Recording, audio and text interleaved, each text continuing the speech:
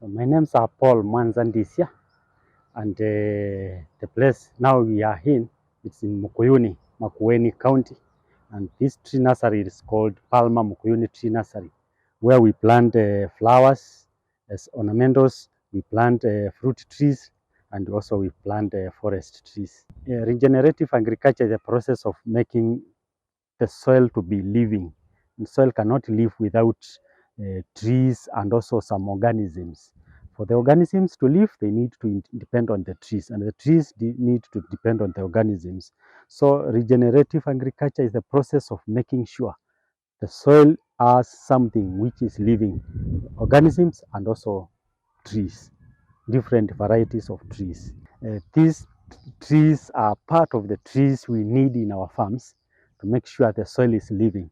So we have varieties. That is why we have said we have ornamentals, we have forest trees, and we have fruit trees. If we intermix them in our areas, in our farms, every time in our soils we are going to have that green matter. That green matter has a lot of impact to our climate and also to our living. Us as human beings, we need this so that we can live. So we practice regenerative agriculture, we prolong our way of living. I've tried my best in my tree nursery to raise trees which are good in semi-arid areas. Others are good in arid areas. So we encourage the people around to plant trees which can do very good in arid areas. So we do selections for them.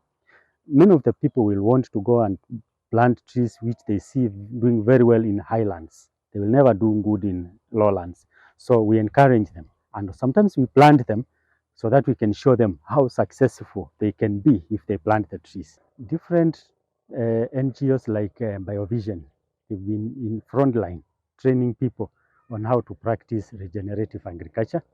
The county government, like Makueni County government, has been in front line working together with NGOs to make sure this program of regenerative agriculture succeeds. And that is why we've been having many forums whereby farmers, nursery operators like me and others, we are trained on how we can practice. I have about 15 workers, some which are casuals, others are permanent.